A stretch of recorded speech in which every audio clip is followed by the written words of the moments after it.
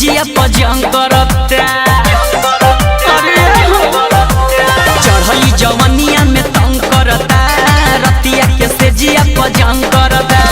करेला नला जाऊ तो खोल देला राजिया रे बोली देला सबका सोझो मांगेला सैया रोजो उहे खाली खोजो मांगेला सैया रोजो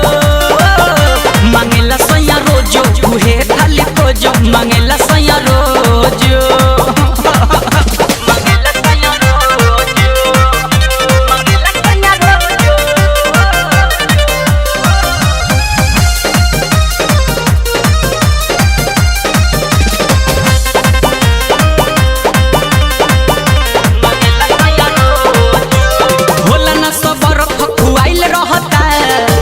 मिजाजे अगुताइल रहता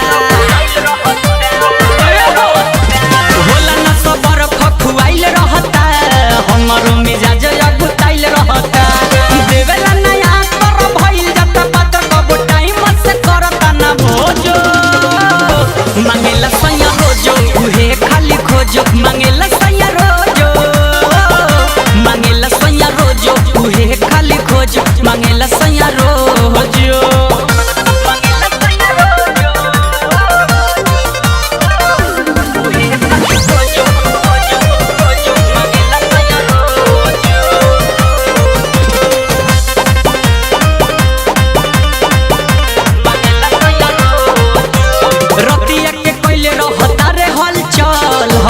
बलम चंदन चंचल अरे का कही रे सखी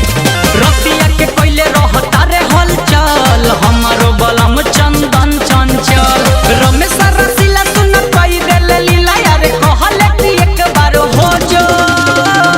मांगेला सैया रोजो उहे खाली खोजो मांगेला सैया रोजो मांगेला सैया रोजो उहे खाली खोजो मांगेला सैया रोजो चढ़ली जवनिया में तंग करता रतिया के से जिया पजंग करता करेला नला जाऊ तो खोल देला राजिया रे बोली देला सबका सोझो मांगेला सैया रोजो उहे खाली खोजो मांगेला सैया रोजो